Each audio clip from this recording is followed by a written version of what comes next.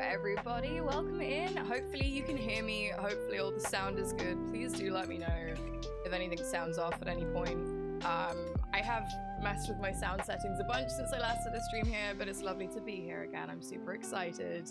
Welcome in though. I hope you're all having a fantastic day and you had a lovely weekend. For those of you who don't know me, hello. My name is Ellie, aka elliejoypanic. I stream on my Twitch channel, but I also stream here once a month, and I've been doing a series of game dev panels live on the It Gets Better project channel. Today is the final one, so it's a little bit sad, a little bit emotional, but I'm super excited for today. It should be a lot of fun. Today we're going to be talking to some lovely game artists and designers who work on art stuff in games. I'm super excited. Music's a bit loud, no worries. It always is, and I don't know why. It's not on my own channel, but it is here. How is it now? Is that better? Now the music's stopped, of course it has. Yeah, if ever any sound is off or anything, or you can't see or hear people and things, please let me know. I'd much rather know than not. But yeah, much better. Fantastic. Thank you.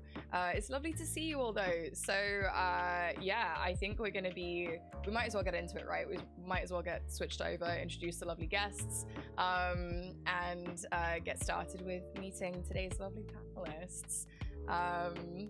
So yes.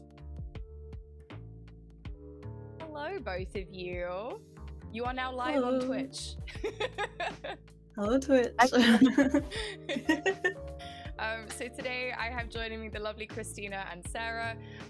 They both work in art fields and design related fields within the games industry.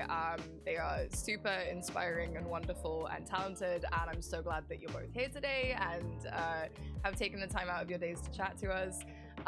So if you could just introduce yourselves a little bit, let us know your pronouns, a little bit about yourself, what your current role is roughly in the industry, that would be fantastic. Christina, would you like to kick us off? Hey, I'm Christina. I'm 42. I'm a trans woman. I go by she, her pronouns. And I've been an illustrator for books and magazines and stuff since 2003. And I've been in the games industry as a game artist since 2009. So quite a while then. You've been around a few times within the video game circle. How about you, Sarah? Cool. I'm Sarah. I'm a graphic designer. I use they them pronouns. I'm non-binary. I've been in the industry for about 5 years now. I work in marketing, so I started out in a video games agency, and now I work at Splash Damage, which is a AAA game developer. You also do a lot of design stuff as well, don't you? You are super talented at creating. You're a very creative person, so that's partially why you're involved in this specific episode.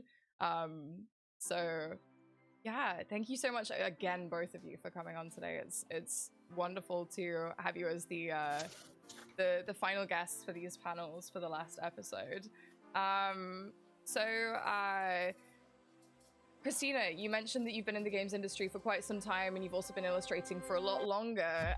What was it that made you kind of like make the switch to games? What inspired you to get started within video games? Was it an accident? Did you do it on purpose? How did you end up in the games circle?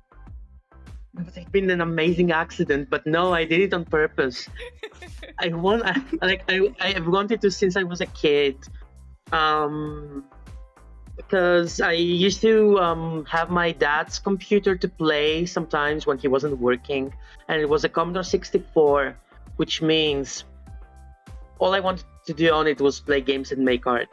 And the kind of art you could make on those vintage computers was like, we call it pixel art today, but back then we just call it art on a computer, since like the resolution was so small that you could only basically make pixel art.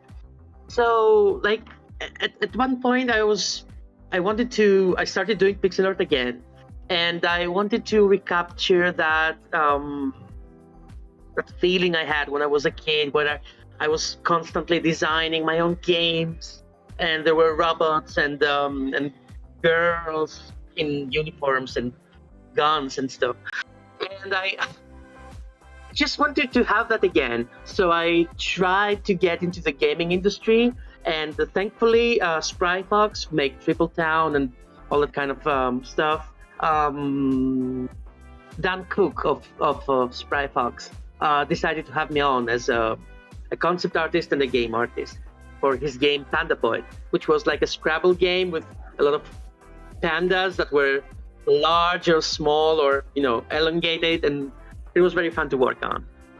Nice. What kind of stuff have you done since then? Like you're a freelancer, so you must have worked on like a ton of different projects. Like what sort of has been your scope? Well, I've done a lot of stuff. I've mainly done mock-ups of like imaginary games, or real games that want to, explore how the gameplay is going to look like on the screen. That's my expertise, is taking gameplay and making it look good on the screen, if that makes sense. So like I've been asked to remake like existing games like Cave Story. There was a Nicholas wanted to remake Cave Story as with 24 by 24 sprites instead of 16 by 16. So we did a bunch of work there, but it was a freelance kind of work. And also Super Meat Boy. And recently I made all the art and animation for Space Jam the game for Warner Brothers. Nice. And it was very fun. So you've literally worked on like a whole bunch of different stuff then. And also, how could I forget? I did the all the art for a Playdate game, like the yellow thing with the crank. Amazing. That's incredible. It was very fun. And also, I did some My Little Pony and Transformers and Sonic the Hedgehog covers for the respective magazines, like the comic book. It's almost like you have two hats with just like random things in, and it's like I'm just gonna pull one out of one hat and then pull one out of the other hat and then just see what it makes. That's amazing. You're right. I'm sorry. That's being a freelancer. Yeah, I think it's I think you might be the first like full-time freelancer we've had on these panels, so it's really like fascinating to get that kind of insight of like we've had folks on who have dabbled in freelance and who've collaborated with people on projects and things, but never someone who is like, no, I literally just work on anything that interests me and seems fun. So yeah, it's super cool to kind of get that perspective and sort of let folks know that it's not as simple as it just being like, oh, well, you'll just be like contracted to, do this odd bit here and there. It's like you really can work on a variety of different things as a freelancer. So yeah. Sarah, how about you? How did you sort of start out in games? Was it something that you worked towards for a long time? Well, I don't know if I'm like the only person who's gonna say this, but it was actually an accident for me. I feel like a bit of an outlier in that way, but basically, I definitely was a gamer when I was younger, but not a huge gamer. And my degree was in fine art and creative writing. So I finished that up. And basically, my university was collaborating with like local businesses to run internship schemes. And I got one of those, which happened to be at a gaming media startup. So I started there as a marketing intern, and then after a few years, they expanded and they created a design department, and they let me switch to graphic design. And I basically learned graphic design on the job for a few years. Cool. That's super interesting. I haven't really spoken much about like my background within games beyond saying that I used to do community and marketing stuff. But I similarly fell into a games art role through marketing, like started out in marketing and then went into games art because I also trained in fine art. So yeah, it's super nice to like meet other people that also kind of fell into something that they found was exactly their sort of thing. Yeah, I feel like marketing is definitely like one of the easier routes if you're not like trying to get into games on purpose.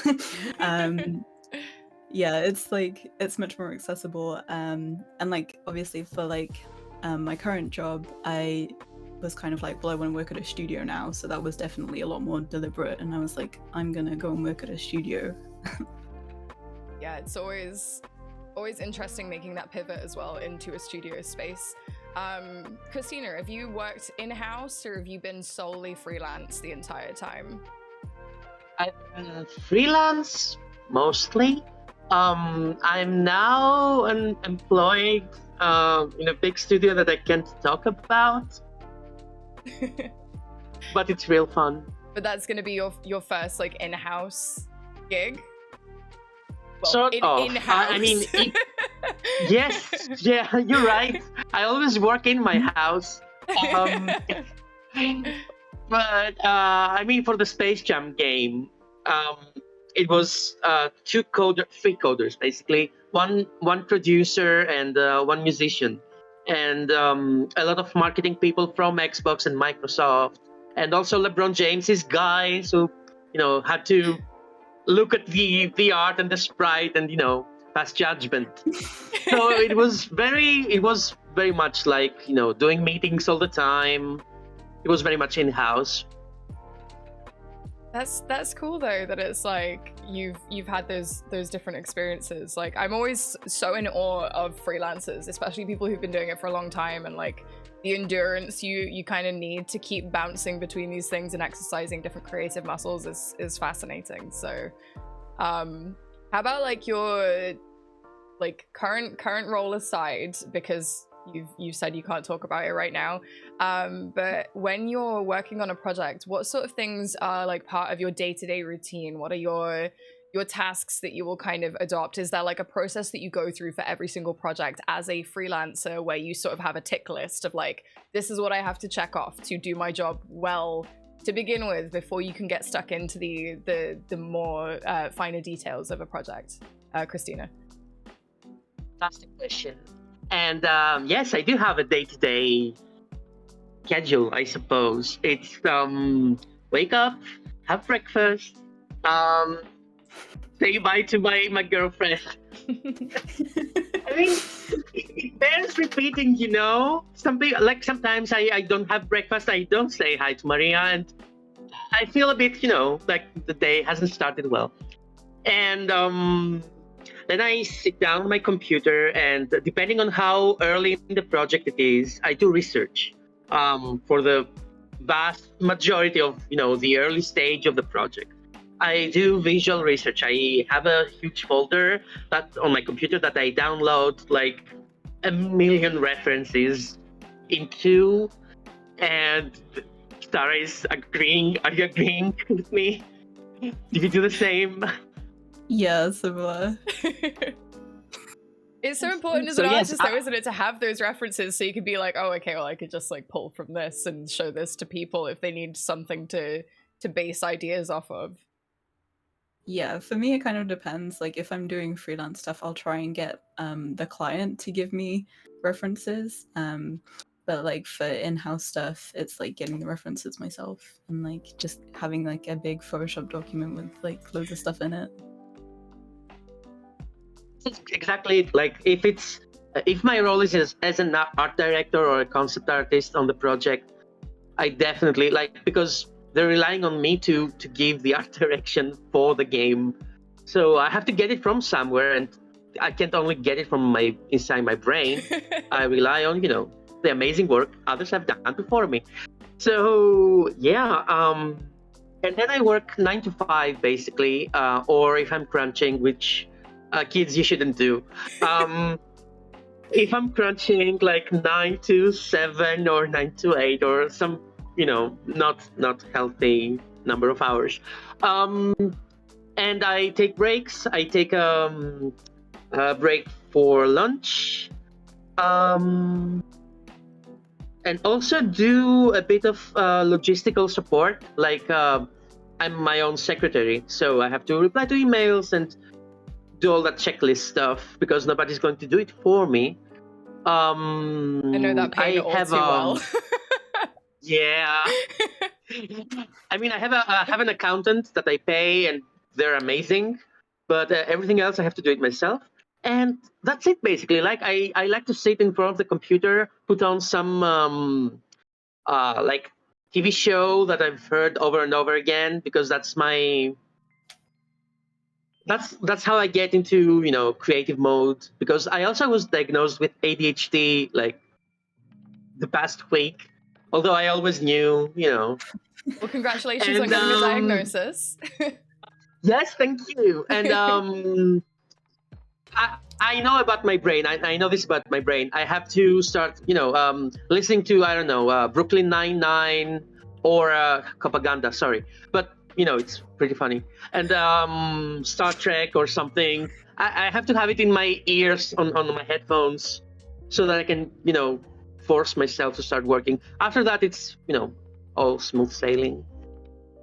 Sarah, do you also have like I treat it like white noise. I have like lo-fi playlists and stuff, or I'll just like I'm a sucker for the Fat Bear cams from Katmai National Park. I like put those on and just listen to the sound of the river and just watch the bears while I'm like doing art, and it's great. Do you have anything that you sort of zone out to that can help you get in that creative mood, Sarah? Oh my god. So like over COVID I found like so many zoos that just had streams of like the animals. And like when you have two monitors you can just like have it there, and I'll be like, yeah, I want to look at the otters now. Yeah. Or the jellyfish. Yeah, I think for me it depends. Like I cycle through like sometimes I'll just be in like, I'll listen to like my favorite music, or like sometimes I really like listening to talks, because like when I'm doing like visual work it uses like a different part of my brain to like word stuff, so I can listen to something because I'm like, I need to fit as many things into the same amount of time as possible. I'm like, I'll also learn at the same time. Gotta be learning and creating, and like yeah. I'm not able to do that, unfortunately. If I have words in anything, I can't function. It has to be like background noise. But I've tended to find that artists do have this sort of method of like, you'll put something on and you'll just like then just go hyper focused on something. Yeah, so like when I used to do like emails and spreadsheet stuff, like that never worked, but like since like being graphic design full time I can do that, and I love it because I'm doing two things at once. I'm so efficient right now. Living the dream. So what about your day-to-day, Sarah? Yeah, so it's kind of a mix. Obviously like my times are like set by my job, so I have like specific hours I work each day and things like that. I'm not a very organized morning person, so I pretty much just get up and go to work. There's no breakfast or saying goodbye to anyone for me. But yeah, I do like loads of different things actually. So I guess like day to day I'm usually working on things like social media, graphics, things like print stuff, which can be like leaflets, things for events, things like that. I do a lot of merchandise work, and then like general like branding stuff that can be used like internally at the studio. I also freelance, or like sometimes I do volunteering in the evenings. So I work with Limit Break at the moment to do a lot of their branding. And so that's just like a little evening project for me sometimes. As you can tell, I like to spend all my time being busy. So your work tends to be more on like the graphic design side. When you talk about like merchandise and stuff like that, is that like you're producing prints to go on like badges and t-shirts and things, or is it more that you get to have a little bit more of that creative freedom with designing actual products? Yeah, so it's like I found like in my current job, like in-house at a studio, there's a lot more chance to like use my illustration skills, and like merch is like a good example. So like I've designed things like lanyards and like pin badges for use like with staff, and then there's like things like t-shirts we give out at events and stuff like that, which get designed by my team, which is cool. Really fun. I never got to do that at an agency, so yeah, that's one thing about in-house, is you get to sort of like dip your fingers in all the pies and be like, can I help on this thing? yeah, it's really fun. Yeah, a lot of my like art background was put into designing like the box art and things, and doing the art that went on like booths and stuff. So but I also got to have the chance to like help design statues and things. That's why I asked. So it's super cool. Yeah, I haven't been at Splash for too long, so I haven't done too many of those kind of things yet, but I think it's like one of the interesting things in games where like if you work at a studio, there's like graphic design can include so much drawing in terms of like making key art and like posters and merch and things like that. It's super interesting. Yeah, it used to be really like super fun being able to go over to someone's desk and be like, hey, so I'd really like to help out on this project. And then just having the ability to do that. And like the reason that I fell into doing kind of similar stuff to what you do now is that we'd have people designing these key arts and things, which is a very games industry term. I find I didn't really know what key art was before I got into games, and it's generally anything that you see that is like a pre-rendered image. So it can be box art, it can be posters, it can be prints that go on t-shirts, it can be things that go on the little slips that have like game codes on and things, but it's usually like the character and the title of the game and things like iconic imagery from it. But it can also be like those things that go on the side of the hall at E3 and stuff. So key art can mean anything that is a key piece of art for the game. But we'd like produce that, and then I'd sort of go in and like draw all over it and hand it back to them and be like, hey, so I think that this needs changing.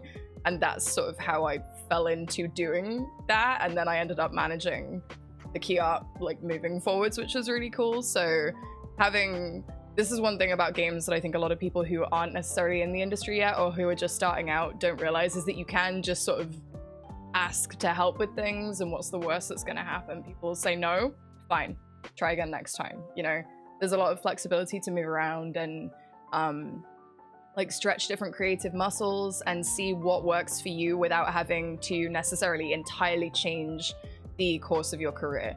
So it's super, super cool that you have had the chance to do that.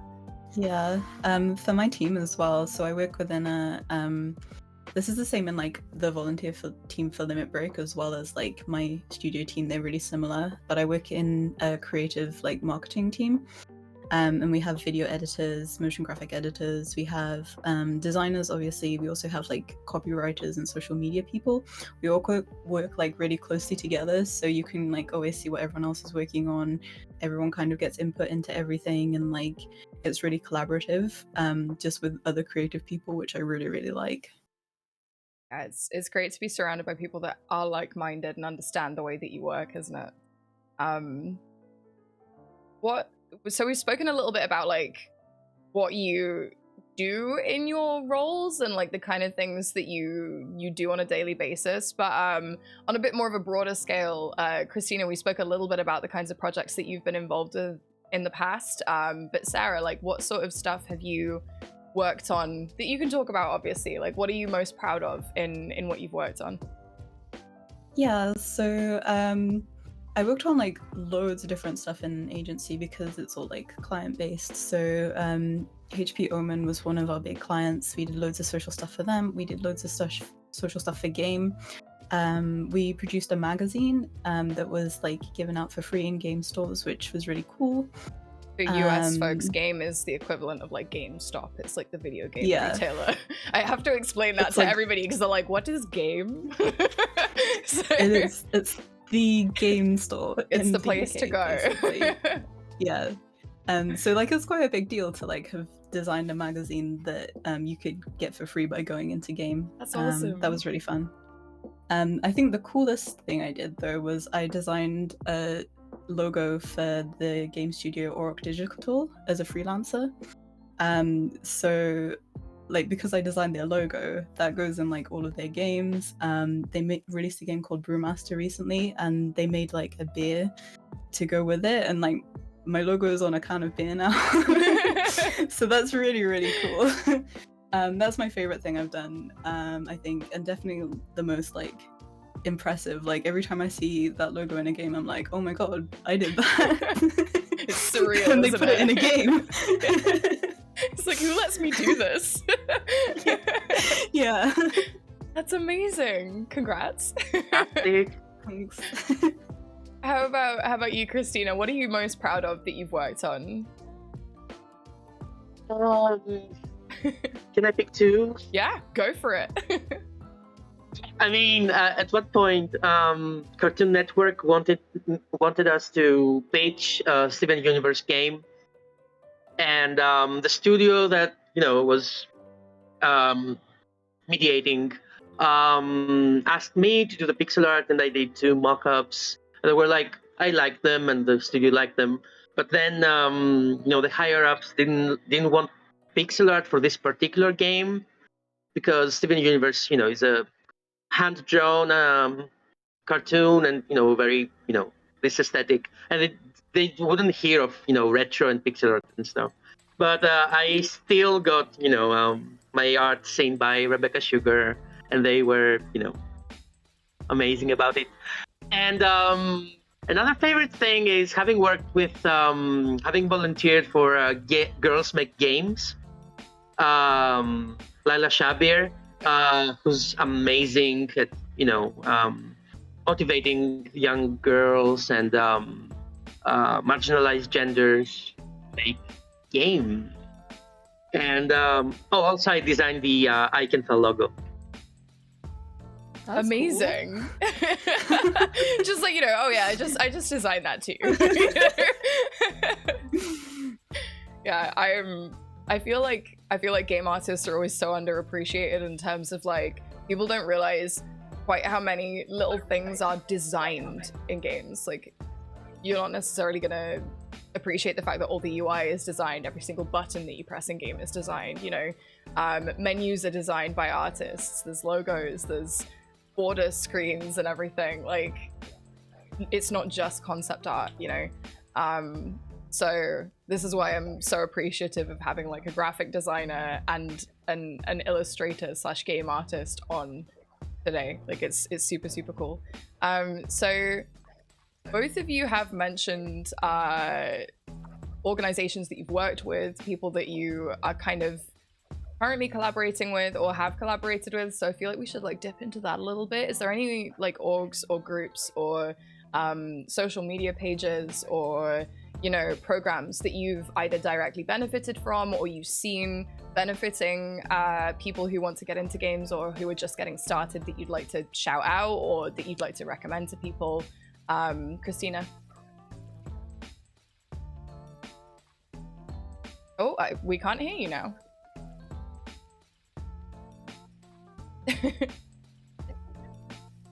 I'll let you troubleshoot. We'll go to Sarah. This always happens. Yeah, for me, obviously I need to shout out Limit Break because I made their graphics.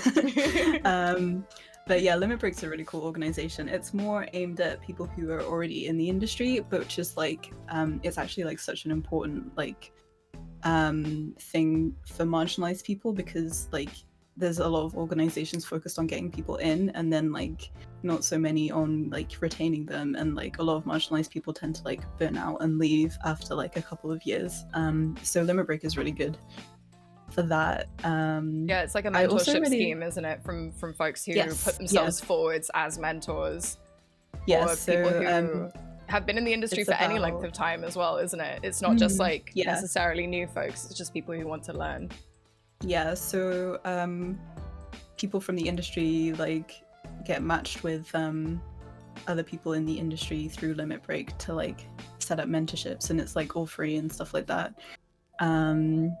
And yeah, like you get like quite senior people volunteering as mentors as well, because Limit Break is so well known now. So it is good for people who are at like any stage in their career.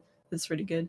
And so much effort goes into like making sure people get matched as well. It's really impressive. Yeah. I guess like another org I really like is Into Games.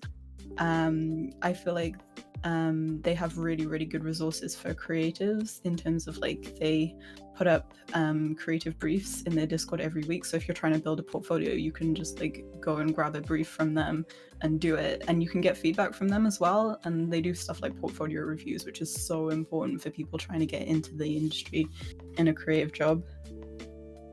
Yeah, portfolio stuff for art, for creative, for anything is so daunting, and any kind of help with that is amazing. So I've never heard of them though. That's super cool. I'll have to like check them out.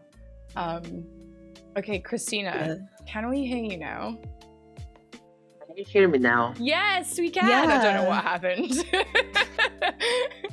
I just did some troubleshooting. So yes, like I mentioned, Girls Make Games is a very, very dear to my heart, because it's run by a woman of color. You know, it deals with younger people, and that's the kind of thing I wanted encouragement with when I was a kid. And I also do some mentoring on the side whenever. Basically for pixel art, because I'm a pixel artist. Basically when people want to, especially younger beginners, want to start with pixel art and indie games and all that stuff, I try to tell them, you know, this is a pixel and this is not a pixel. And also, you know, ways to, you know, sneak into the industry, because you have to sneak into it sometimes. It can be tough. Yeah, any kind of encouragement. This is again part of why I wanted to do this series, because like it can be so difficult for marginalized people to find a space in the industry. But I don't know about you two, but I've generally found that like I started in the games industry I think we're going on for 8 years ago now. So I've generally noticed in that time that there is more and more space being held for marginalized people, and there's more people higher up who are actively creating those spaces, which is super inspiring to see. And like when I was coming up in games, there was no one like me that I could speak to. And it's really isolating. So to have these organizations, these mentoring schemes, these like portfolio boosters, you know, that are going to help people have that confidence and find that space is awesome. So this is why I like to do this little segment, so that people can be like, these are the people that are doing it right, go check them out. So, and I feel like there's always a benefit to shouting out just networking on Twitter, just meeting people on Twitter in general.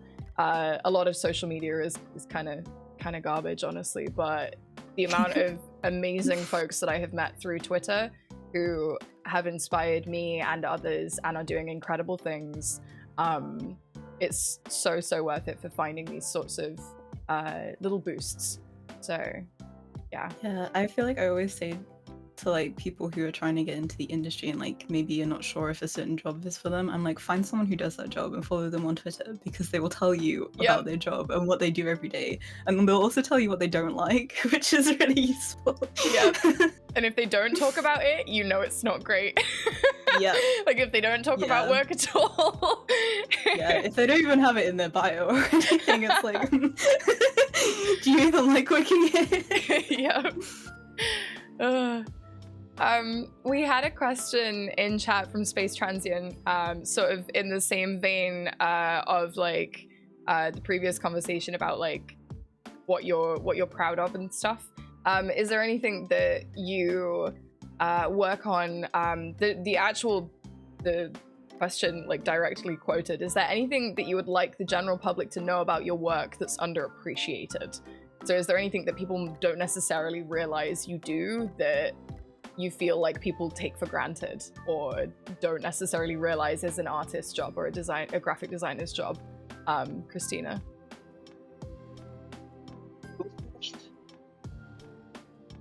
Can I pass for now? Yeah, of course. Sarah.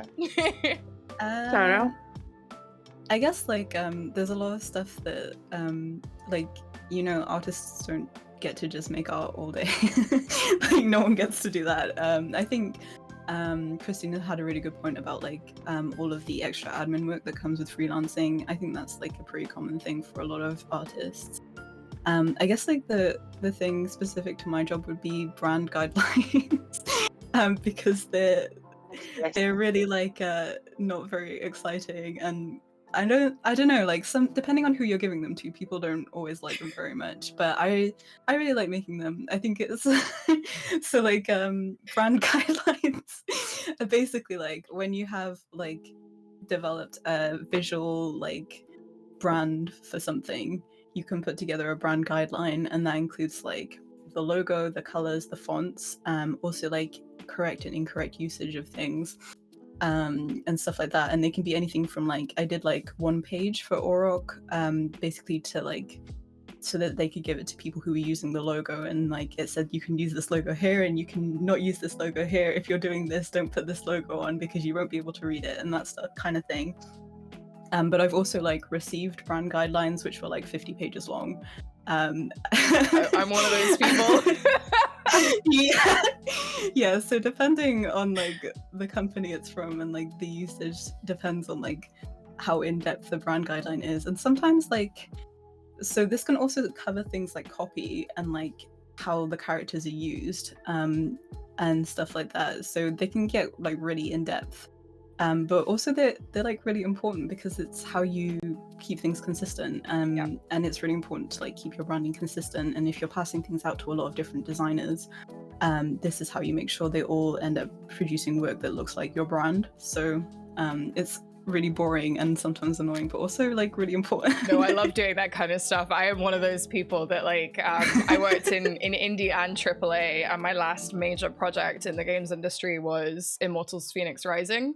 So we had a whole, like, I'm not even kidding, like 100-page document of like, this is how you use the characters, this is how you use the logo, do not put these two colors next to each other, this looks too similar to this game, don't do this. And it's like, it's because when you're in, especially when you're in larger companies in AAA, when you have like 14,000 people around the world who might need to do something on your game, you have to make something that is going to make sure it's uniform, so you have to do less reviewing. But yeah, I love brand guideline documents, so you are speaking my language.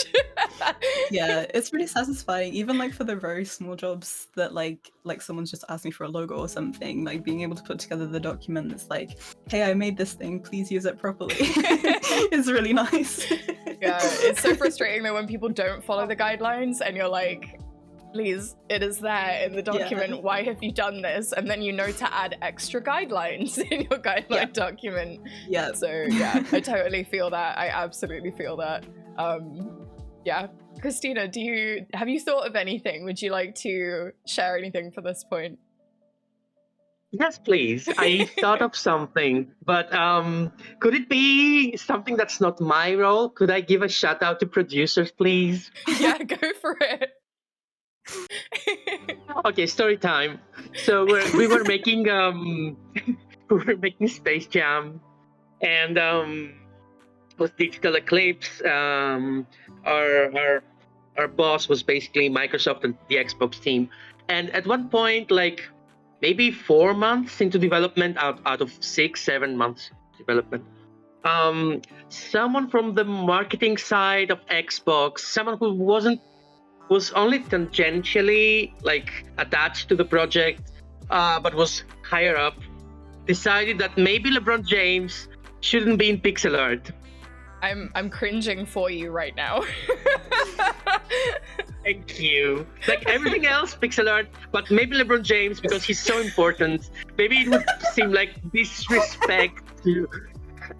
All the while, like LeBron James, I never spoke with LeBron James, but LeBron James's people were like super enthusiastic and were like, "Oh my God, LeBron is like a retro pixel and stuff."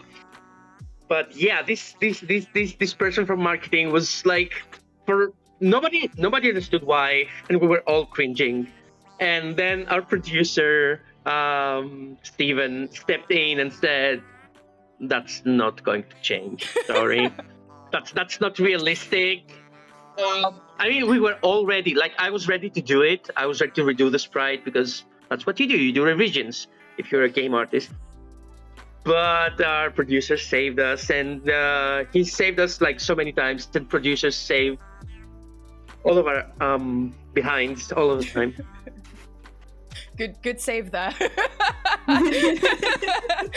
Kind of in that same sort of like tangent, you've made me realize that one of the biggest things for me because I was sort of supervising production of the key arts at Ubisoft, so I was very much like telling a team to do things, but also managing feedback from like 3 different studios around the world that was saying, actually, we'd like this thing to happen and we'd like this thing to happen. So I was like pseudo producer on this art, but also like involved heavily in the art side.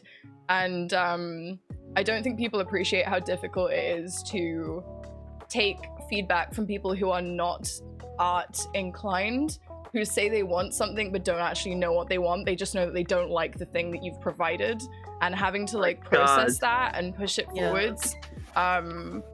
I once had somebody at the end of an 8-week production on a piece of art, like a week before delivery, say, actually, can we change this from being like shot and rendered at noon to the middle of the night instead? And I was like, no, absolutely not, because people just don't realize that there is so much involved in making those changes as an artist, and as with it being like a rendered thing. So yeah, having to process those kinds of levels of feedback, and especially when it's like, well, this doesn't look like strong enough or powerful enough, and I'm like, what do you mean, the character doesn't, or like the overall image or the lighting, or you know, trying to gauge that is so difficult. And that's something that I think a lot of people don't necessarily realize is a key part of a games industry art role is knowing how to process feedback from people who are not artists and don't know how to convey necessarily what they actually want and mean, which is why, to go full circle, having mood boards and like inspiration boards and things is super important, because it helps you to realize and translate it into actual physical, visible stuff. So yeah. Yeah. I got so just dragged back into memories from my agency days in that conversation. No. Because in an agency, even if the instruction initially came from a design team, it's gone through the marketing team at the client side, possibly through another agency who are not art people, and then through the sales and account managers on our side before it gets to the designer in the agencies who are doing the work. And sometimes you get feedback and you're just like, who did this? Whose fault is this? Especially coming through marketing teams as well, who throw buzzwords in. I know that all too well, and you're like, this buzzword doesn't actually make any sense.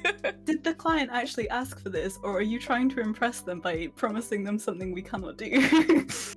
It could be a whole other translation job trying to get something useful out of feedback. Yeah, it's definitely a skill that I don't think I will ever lose now. Like it's something that I've done freelance design work like you more recently, like since sort of stepping away from full-time AAA development. And people will just be like, well, I don't think this is particularly useful, but like I'm seeing this part of the image first. And I'm like, okay, I know exactly how to fix that. And it's like, honestly, just if folks just offered like genuine first thought feedback, like no filtering, no processing, just tell us what you think. That is the easiest kind of feedback to translate. But it's when it goes through, like you say, like 4 other filters to get to that point, having to like decipher what is actually wanted from it is so difficult. So yep. I feel that. So huh? That's part of our jobs. Yeah, and I think it is something that is absolutely not realized when you go into game art. It's definitely something that I had to learn on the job. It's definitely like the difference between doing art as a hobby and a passion and doing art for a job. Like it's probably like the biggest difference, really. Yeah, and having to create things that you don't necessarily like yourself. Yeah. Exactly.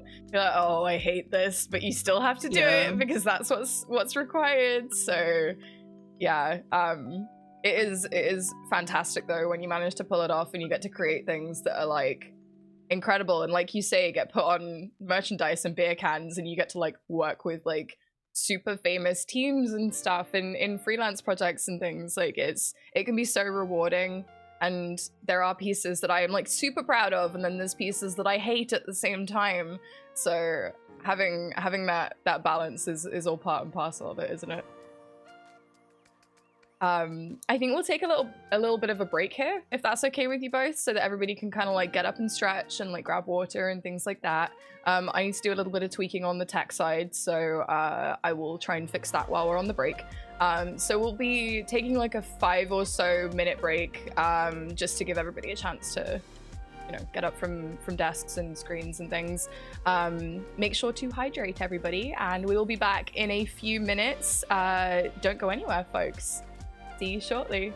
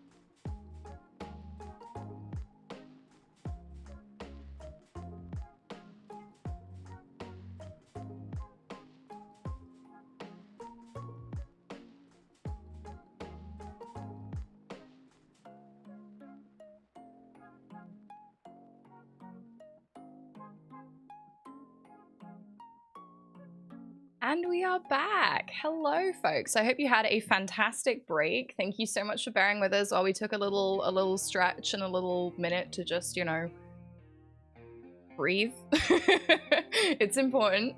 We're just gonna get straight back into it, I think. So we do still have a bunch of topics to get through. As a little reminder, if anybody has any questions in chat, those of you who are watching, feel free to fire those over to us. We'll get around to them at the end if we have time and stuff. But please do share any questions that you might have or anything you want to pick our guests' brains about. So I guess the first thing that we'll get straight back into is we spoke a little bit about like mentoring schemes and what people might not necessarily realize is a key part of your role.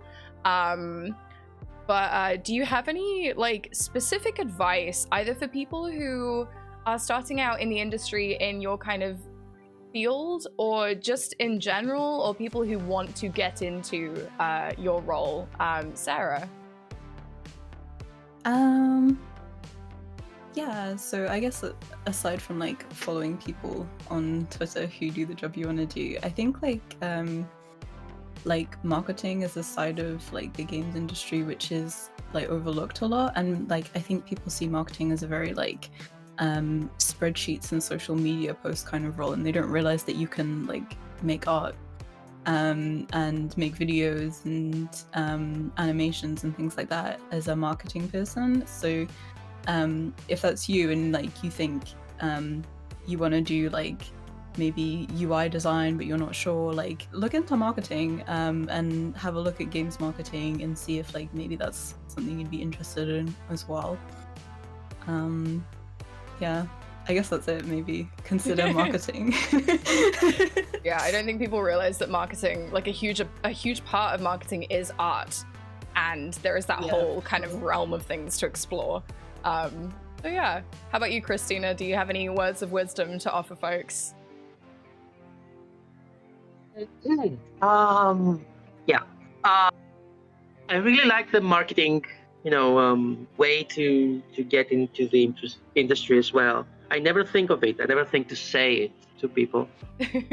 I got in by being, an illustrator for advertisements and huge billboards on the street, which, by the way, it gets old real fast because unlike the amazing game, logo that Sarah designed, I would see my huge billboards selling, mobile phones or milk or something on the street, like huge, gigantic in the city.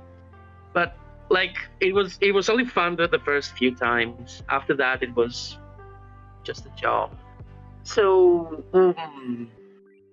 that ties into what I usually recommend to beginners. Be versatile and have a wide portfolio. Have worked on a lot of stuff. Um, like some of the things I did before I was in games was paint uh, 200 loaves of bread, like for a cooking magazine. And I know it sounds, it paid the bills. It was like getting paid to practice, which is always nice. So if you can get jobs like that, jump at the chance. And other than that, do game jams, but not the crunchy ones, or at least don't crunch if you don't want to crunch. And copy other games, the visuals of other games if you want to be a game artist. Yeah, get some practice. It's funny you mentioned the portfolio stuff about like painting 200 loaves of bread.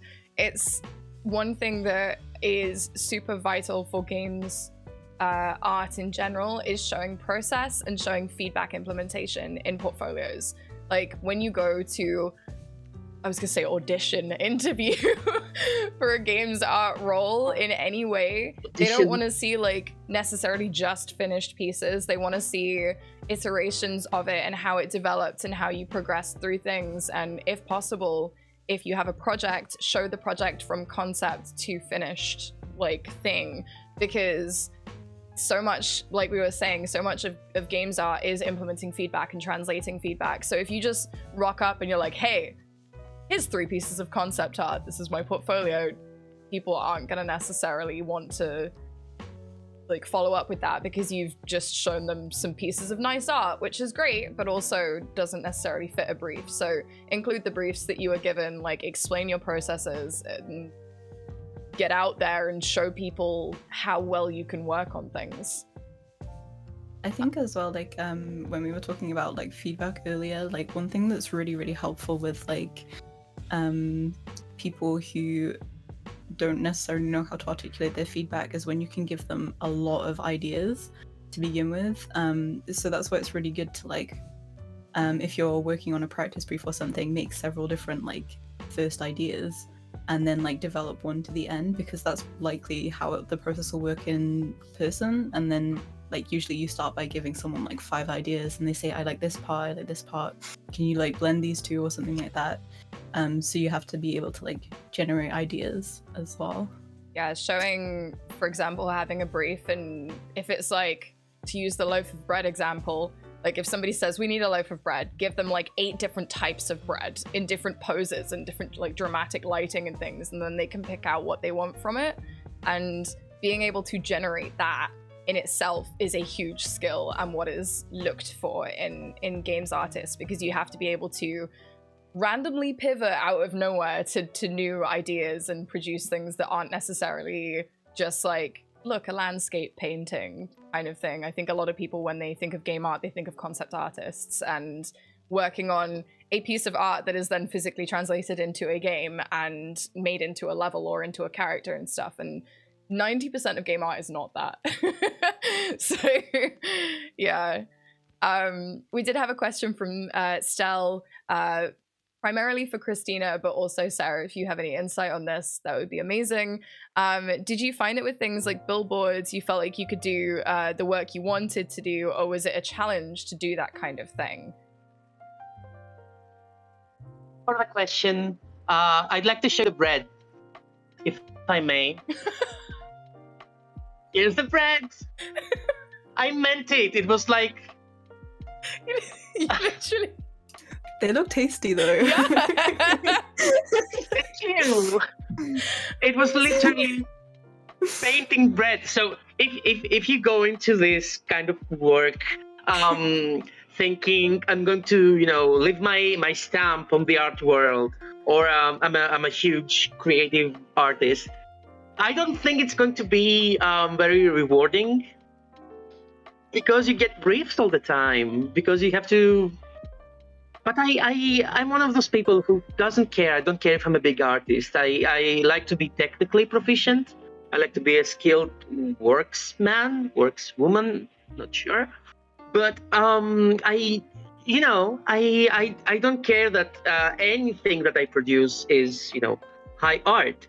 I used to do that as well. I used to, want to be Frida Kahlo or Salvador Dali, and I, did oil paintings, and I went into art school and stuff. But I right now, I just care that my job fits the description, and my work is, up to spec. It's what the client ordered, and not, me taking my flights of fancy here and there and producing something that is not wanted. And then I get paid, and then people say, "Oh, such a cute loaf of bread.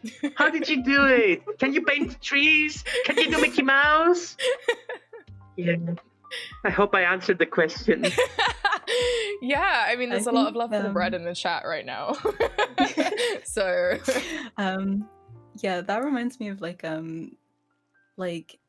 I didn't think I would ever like be interested in working in advertising like at all. And one of the things I found is like I think like compared to like that vision of like myself as an artist, like putting my vision into the world and stuff like that, actually I find it really satisfying when especially when I work freelance like directly with a client, when they give me their ideas and I get to make something that they like. That is like the most satisfying feeling when like the client is like, "I love this, you did a good job." I'm like, "Thank you so much, I worked so hard." Yeah, so that's really fun. I think in terms of the question, yeah, that's kind of along the same lines. I didn't expect to ever work in advertising, and I think if it wasn't something I was interested in, I would really struggle. Like when I was applying for jobs, I applied to a place which advertised itself as like a mobile gaming company, but it was gambling. And I got the art test. I got the art test, and it was like make a page which is like a landing page from an advert for like the gambling game. And I was like, I can't even bring myself to do this art test. I'm gonna have to withdraw my application because if I can't do the art test, then that doesn't really bode very well for the job. Yeah, there's definitely like I said before, you always get things that you don't like when you do your jobs. And I think as artists, it's difficult to always like everything that you do. But if you're in a position where you can afford to say no to things that you don't want to do, that's great. That's amazing. But yeah, I feel like, well, go ahead. Sorry. Not to like totally discredit like those kind of jobs, because like doing those kind of jobs can really help to like build your skills, even if you're not like super passionate about it. Like what Christina was saying about being like technically proficient rather than focusing on like putting your vision out there. I think that's really important as well. And sometimes some jobs are more suited to that than others, despite the subject matter. Bizarrely, I had a conversation with my tattoo artist about this sort of thing when I had my last appointment. And she used to work in animation for TV and slightly in the video game sort of area. And she backed out of doing animation to go and do tattooing. And she was saying that she is very technically proficient in that she can do anything that people ask for, basically.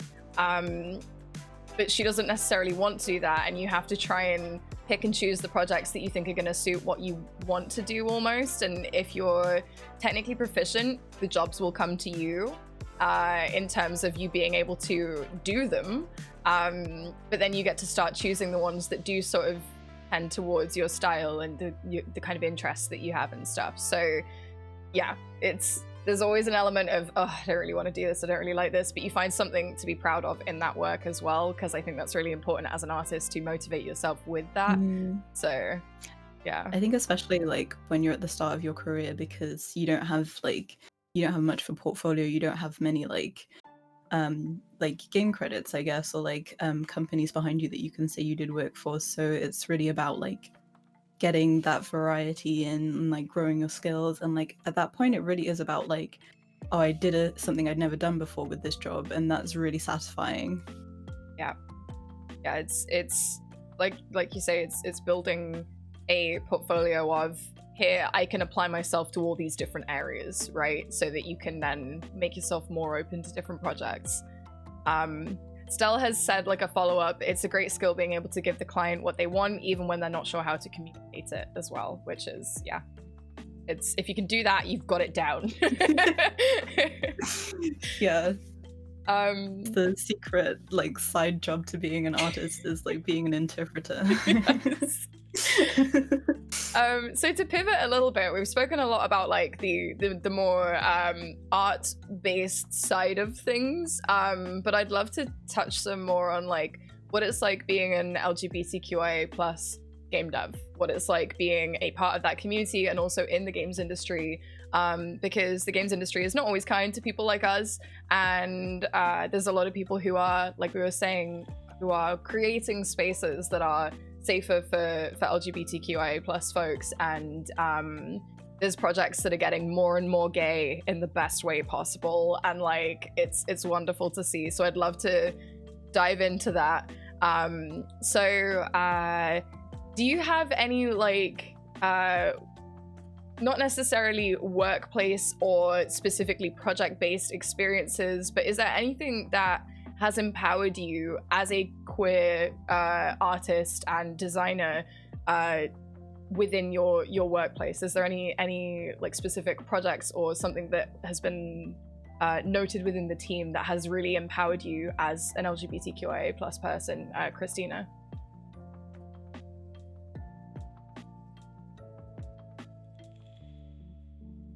Yes, like being a trans woman and a lesbian.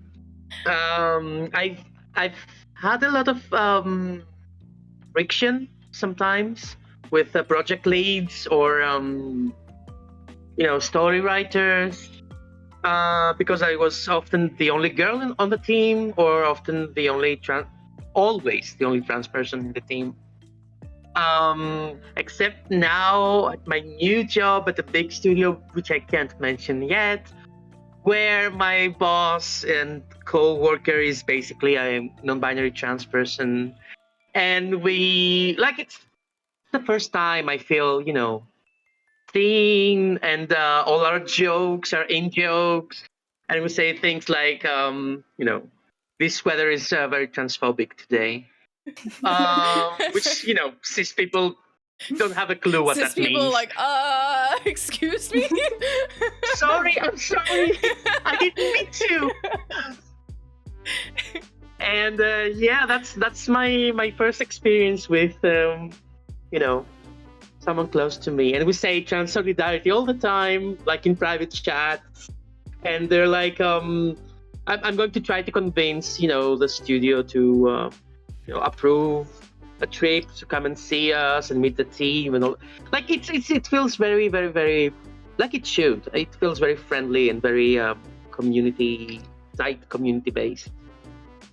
That's amazing. I'm so glad that you have that now. Like I can appreciate having people that share your experiences on a team with you, who understand, who, even if it's not even remotely related to the work that you're doing, just having people in the workplace who understand you and your experiences and what you've been through and go through every day, like just having that kind of moral support is wonderful.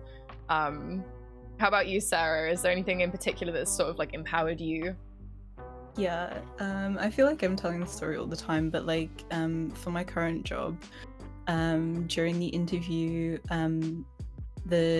all of the people interviewing me introduced themselves with their pronouns, and that was the first time that had ever happened to me.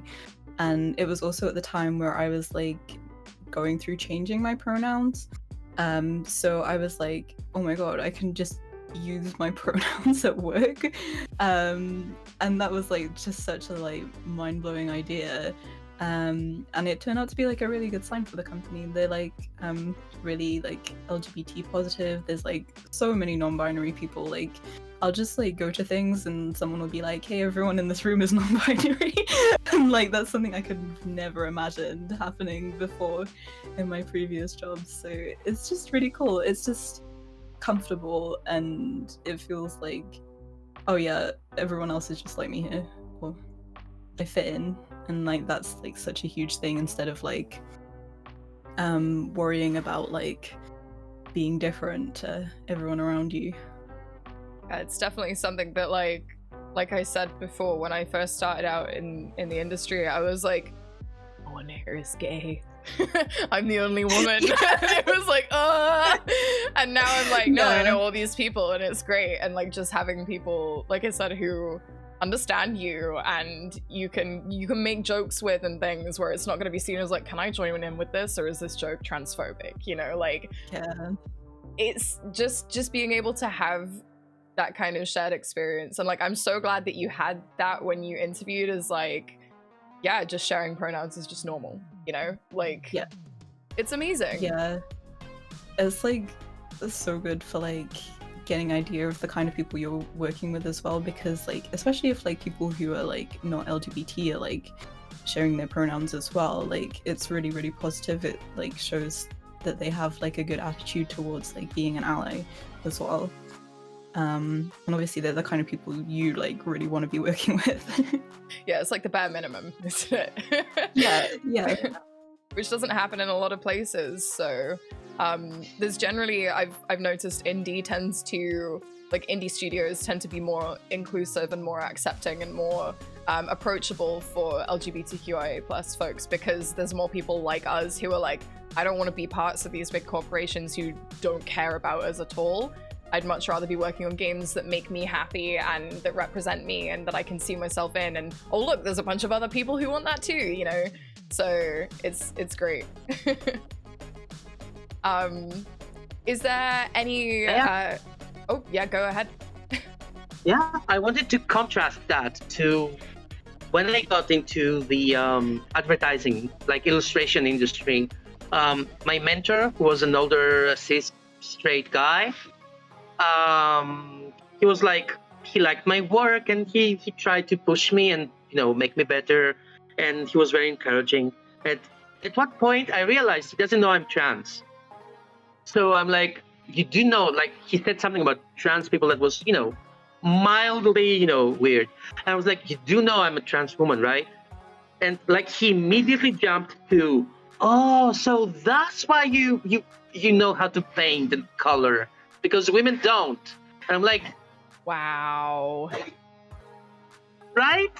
And I'm like, oh my gosh, that's unbelievable. Yeah, I was a woman to you like 3 seconds ago.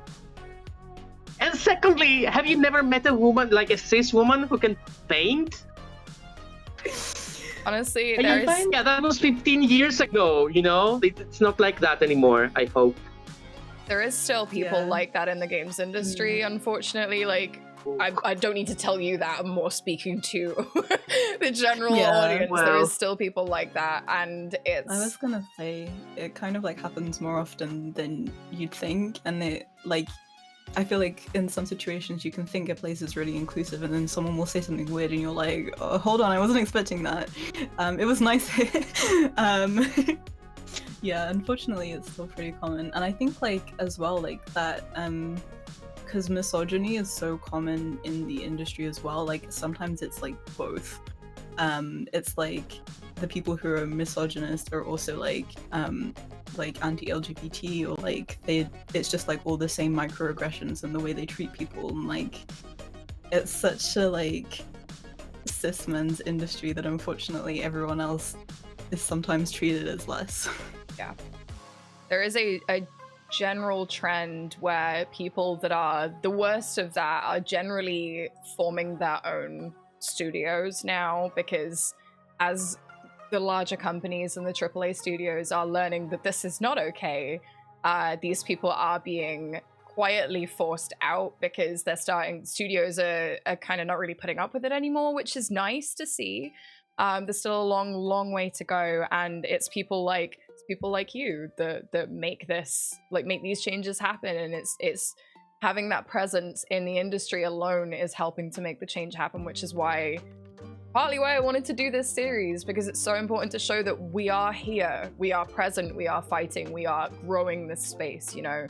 And yeah, there is a trend of, oh, isn't that person from that like really problematic situation that happened a few years ago, and they've now founded their own studio with all their best friends from the studio, you know.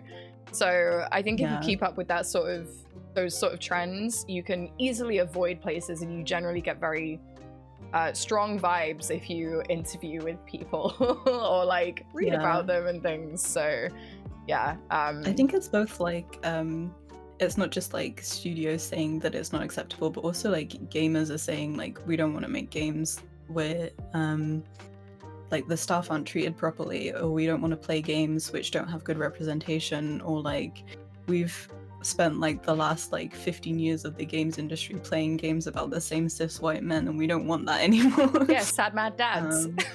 Yeah. Yeah, it's I think we're starting to see the fruits of these indie studios being formed that are made up of diverse teams and are making diverse projects, and the successes of those are causing people to sort of think twice about the content of their games in these bigger studios with bigger budgets and things, and people are very slowly crawling towards more representation. I've said this every episode, the change is happening, and the more people can support it and be involved in it, the better, because it's taking time and it would be great if it moved faster.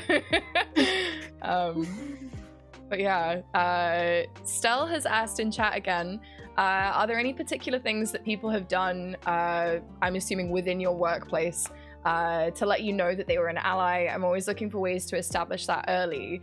So like you say, like interviewing and people offering up pronouns, is there anything that has made you realize that, yeah, this is actually an inclusive workspace and I'm really comfortable here?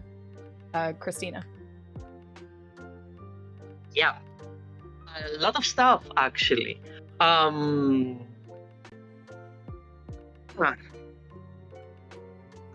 like to say that they listen, because I have my own ideas about what an ally is. I don't need them to tell me, you know, they think they're an ally. But when we set this up, I asked Ellie whether there was going to be, like, the people who were going to be on were, you know, at least 50% Black, people of color, women and marginalized genders, right? And that's a policy I picked up from Black trans women who do, you know, activism and game stuff. I wouldn't be on the panel if some, you know, some conditions were not met. And when there's surprising, like, of course, Ellie was amazing. And immediately, you know, so of course, immediately, like, was very transparent and was like, we have this many women, this many of them, you know, aren't white. And you'll be surprised to see that some people are, some producers or some, you know, interviewers immediately go into lockdown. They go into you know, we have 20 cis straight white men and you're the only woman. What's the problem? And I'm like, I don't want to be on that panel. I'm going to be the only woman, the only trans woman, the only lesbian. Like, nothing I say is going to ever be taken, you know, at face value. If I disagree with someone, I'm the only one who is, you know, wrong. Nobody's going to, you know, one up what I'm saying and support me because they're another trans person or another woman or another non-American or whatever.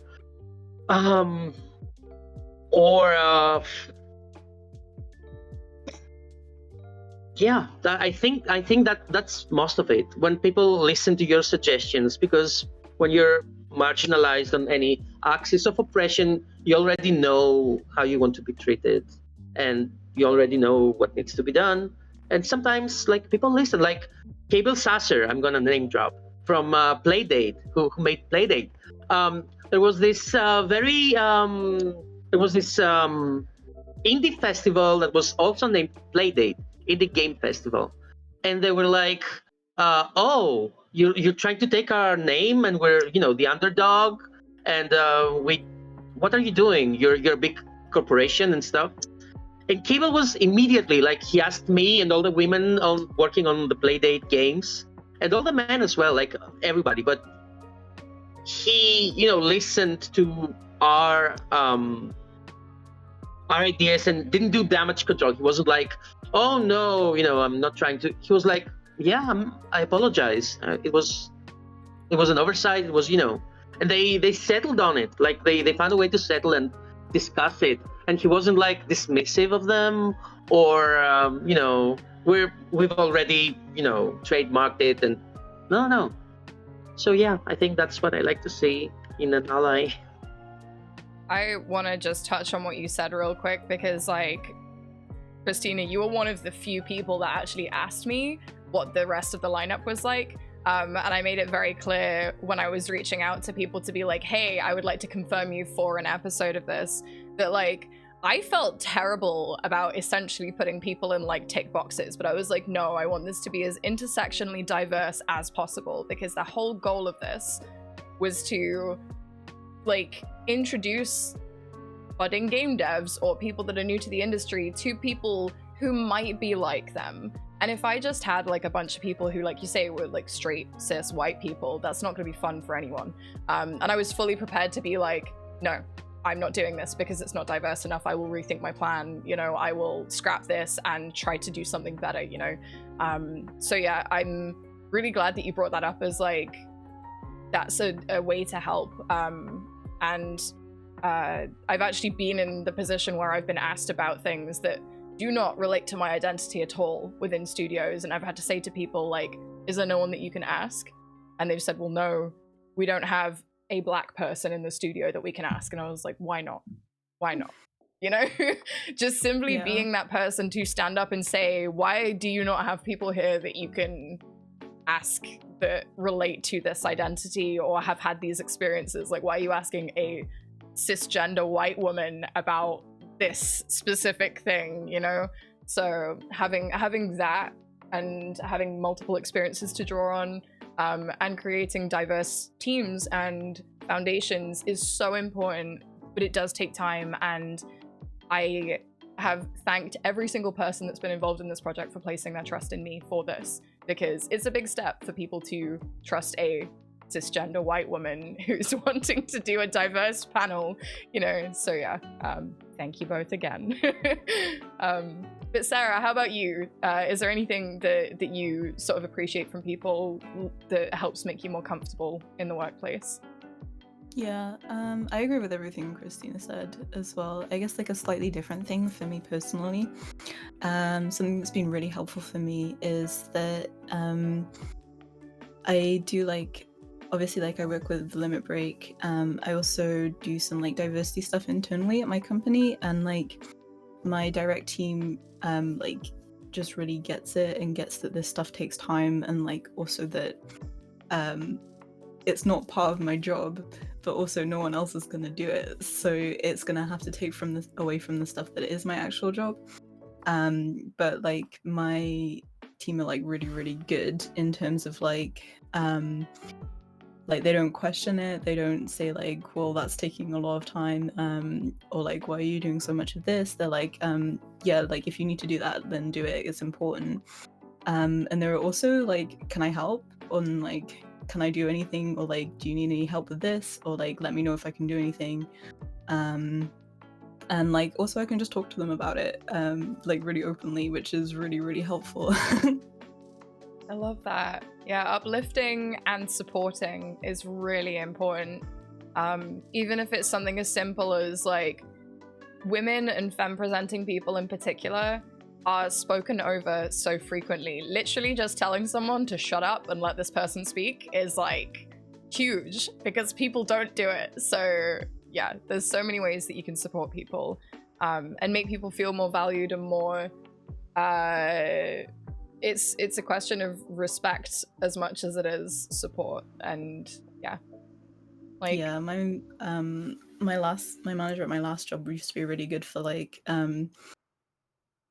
quite often, like even though I'd been like a designer for like 3 years or something, people would go to him with things that were technically things that I was working on, and he would always be like, no, that's Sarah's job, like Sarah is taking care of this, like speak to Sarah if people tried to like bypass me, which is like really, really helpful as well. Yeah, I just used to use the technique of like, if people wanted to like speak over me, I'd just speak louder until they stopped. And fortunately, my last job, I was on a team of women. We were all women on the team. So there was no like going around people. But yeah, making sure that, especially if you are a manager in any way, or if you are trying to find teams that you want to be a part of, making sure to question their communication stuff and how responsibilities are handled and things is important, and challenging people if that's not good enough as well. Especially if you can see these situations occurring, as someone who is, Stell in particular has mentioned that he is a cis white man, like making sure that if you see something happening, if you see microaggressions and things, is like questioning it and challenging it and stopping it can prevent the situations from getting worse and make people feel more valued and supported in spaces. So yeah, and you can do that regardless of your level in the games industry too. I just want to like clarify that, like if you see it happening, just say something, please. So yeah, I don't know if you'll have any specific examples for this, but this is one of my favorite questions for getting like weird answers from people in the best way. Are there any instances of having like queer and LGBTQIA plus folks on a team? Is there any instances of where that has directly impacted something within a project? Like it can be personal, it can be something that you've heard about from a friend, but is there something where you're like, yeah, I made that happen because I'm gay, kind of thing? Sarah? So it's hard to think of anything specific at the companies I've worked at, but in my freelance stuff, obviously like with Limit Break, the branding for Limit Break is like super like pink and sparkly, and I'm pretty sure it's because it's run by like a queer woman, and because of a lot of the team are queer as well, and like that was always like something I was so annoyed about in like my first job in the games industry, is that we'd be coming up with new brands, and every time it came to choose a color, I was like, why don't we use pink? Like I'd be like, nobody else uses pink, and they would be like, oh, we can't use blue because that's PlayStation, and we can't use green because that's Xbox, and I was like, what about pink? I was even like, we can use like a nice dark like cherry pink, it doesn't have to be like unicorn pink, and it was always like no. So like getting to do branding for like game stuff, which is pink and like unapologetically like sparkly and nice, is like my favorite thing as like a volunteer and freelancer. I enjoy that so much.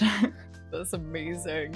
Yeah, I'm like trying to think. I know of one org that uses pink as like their colors, and they are a femme focused org, and it's like, ugh, you know, like yeah. It's scared of pink. The games industry is scared of pink. Yeah. There you go. If you need to the games industry, make everything pink. Just do it. Don't question it. Just do it. We have to make this change. It's important. Christina, how about you? Is there any instances where having LGBTQIA plus members on a team has impacted the game or a project that you've worked on, or that someone you know has worked on? Yes, actually. Me being the LGBT person on the team. And also, like it happened because I'm a woman, it happened because I'm trans, it happened because I'm queer. I was in charge of the character design for a game, which is basically a Bomberman kind of game, competitive multiplayer and all that.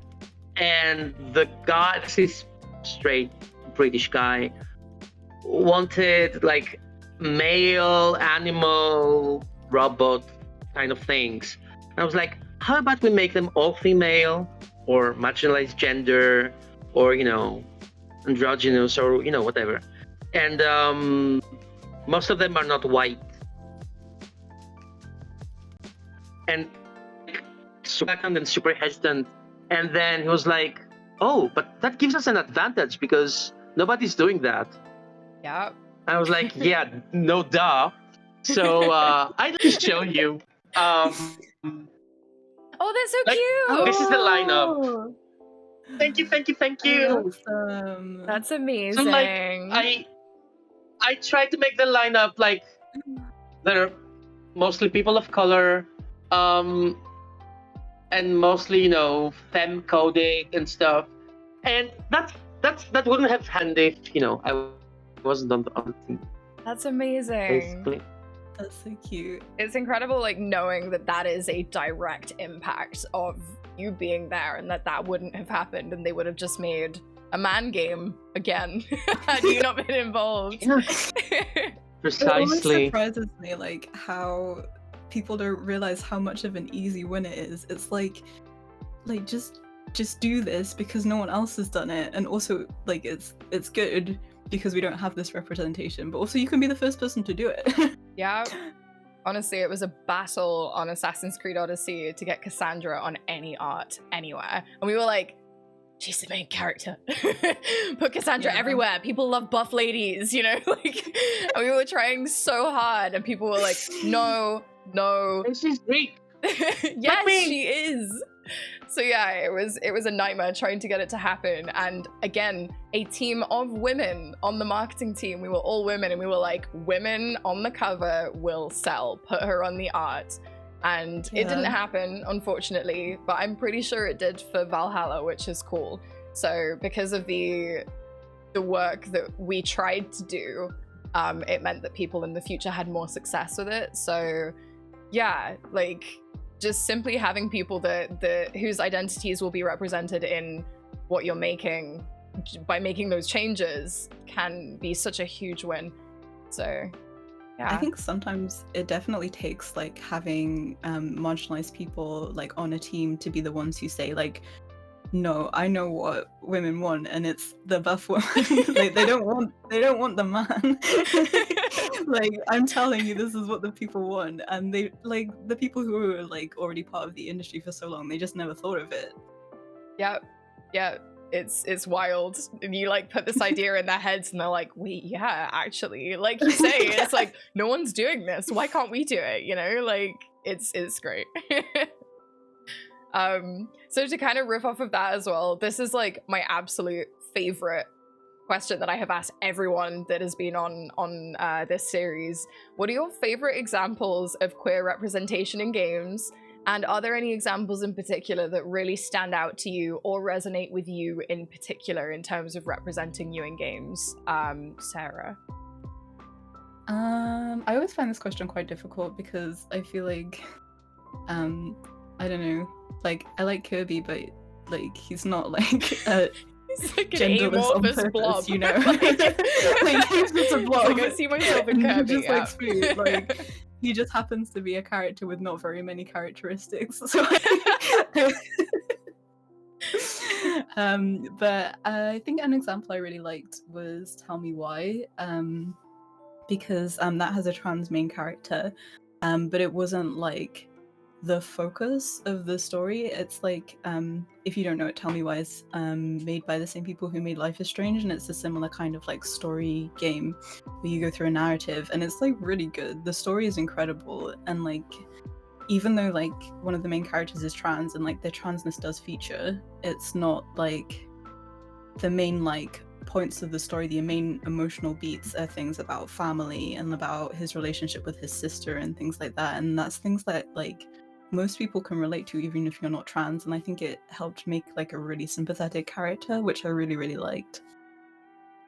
Love that. That's Tell Me Why has been mentioned a few times actually, and the Life is Strange games in general, because they are so queer, but it's not the characters don't revolve around their queerness, which is like usually if you see any kind of queer characters in games, it's like that is their identity and that is who they are and that is all that anybody talks about with them. So yeah. Christina, how about you? My first game that I felt, I don't know, not represented per se, but I felt like it was a friendly game and it was taking sort of my community into account was Going Home by Carla. And I also did a small cameo on her next game, Tacoma. Like I made the portrait of the main character that you see on her, ID card. That's so I painted cool. I that. love Tacoma. I know. Me too. And like because she was, the protagonist was a girl, you were slowly finding out how she's gay and stuff. That felt really, I feel the same whenever I see in all media, like movies and books and stuff and games. Whenever I see any marginalized identity being represented, like I don't want to say correctly, but as unproblematically as possible. Like I liked Sense8. I liked how the trans character was amazing, and the trans, I don't know, sex was nice. And are we allowed to say sex? Yes. Yes. Cool. And, I mean, I like whenever there's this book called Ancillary Justice, which is by Anne Leckie. It's sci-fi and stuff, and all the people in it are black, and there's no second thought like given to that. Like it's established and get over it. Like Earthsea by Legend, I guess. Like those kinds of things make me feel cozy enough, and I feel there's empathy enough that I can read it and take in the story or the game, even if it's not centering around me. Because, like, let's face it, how many books or games are going to be about a Greek trans woman who's also a lesbian, and is also 42 and chubby and stuff, and super hot. So. I'm seeing a niche in the market here that we can corner right now. So I don't know. I take what I can get. Like I liked Miss Marvel. That's what I'm gonna say from Marvel, because I'm hoping that of these reasons. Yeah, I'm hoping that there'll be more and more as time goes on, and we're seeing more. I don't want to say like niche identities, but more intersectional identities in where it's like it's a combination of different things that represent different people, and there is less of the cisgender straight white people being featured as protagonists, as secondary characters, as villains, like making it, like you say, more normal, where it's not the defining part of their character. It's just, oh yeah, they're gay. Like that's just a thing that is like not even a tertiary part of their character. It's just who they are, just having that. Or like you said about having an entire cast of something that is black, and it's like, yep, just get over it, move on. Like that is just the case, I mean, then you can have a black villain that's not a stereotype, because they're just the villain of the book and they're black. Yeah, you can have hench women and they're evil, but they're they're women. I don't know. If they're not the only character that is different, is marginalized, then it normalizes everything way more, and it makes it less of a targeted stereotype just by having more diverse people involved and a more diverse roster, right? Go ahead, Sarah. Since we mentioned Marvel, like I cannot tell you what Black Panther did for me, like my heart, like with that movie, because like not only was like everyone black, but like the main cast is like there are 3 women as important side characters, and I'm like, that just doesn't happen. Like the Avengers has 1 woman and she's like everyone's friend and like fixing all the problems, but like she didn't have her own movies, so like to get that in a Marvel movie was incredible. And like I just want it to be normal now. Just want to like have, I don't know, like I think not just people who are like me, but I want to hear about like other experiences as well, like for example, like people who like Christina and like are from a different country to the country they work in and things like that, and like people who are disabled, but also people who just have like different life experiences, and like for people to recognize like the diversity isn't just about like how you look or like how you dress, how you sound. It's about like the kind of life you've lived, and like we need to tell stories about people who've lived different kind of lives as well as like being like of different groups. Video games, whilst yes, they are art, they are reflective of the experiences of the people that make them, because we make what we know, right? We draw what we know. We play what we know to an extent. So having various different, more, I don't want to necessarily just categorize it as more mainstream games having these different experiences in them, but with this upsurgence of indies that are becoming so successful with diverse casts and various different experiences represented in the games and stuff, it is being more reflected in AAA. Like The Last of Us 2, as it didn't do everything perfectly. Like I love that game. I'm fully acknowledging of the fact it didn't do everything even well at some points. But the fact that the cover character and the main protagonist is a gay woman is like wild to so many people who would never have, I mean, I can't think of any other examples of that happening in video games yet. So like the more people can make these sorts of stories and push things is incredible. So yeah, I'm super excited to see where the industry's going, and yeah, what people like you go on to do. So I think we're about ready to wrap up, if that's okay with you both. Do we have any more questions from the audience that people would like to share while we still have Christina and Sarah? Stel has said that he'd love to see more representation of asexual people in games, especially characters that aren't literal robots, which is yes. More of that, please, and thank you. Yeah, I think because I'm ace, like, I think that's why I find it hard to, like, say a character I particularly relate to, because, like, basically all of them end up in relationships of some kind. And I'm like, I always say to people, like, I want, like, a dating sim, but where you just make friends with everyone. Like, that's what I want. Because I really like games like Kingdom Hearts, where you just, like, go and make friends with a bunch of characters and like no one is dating anyone. Like that's just what I want personally.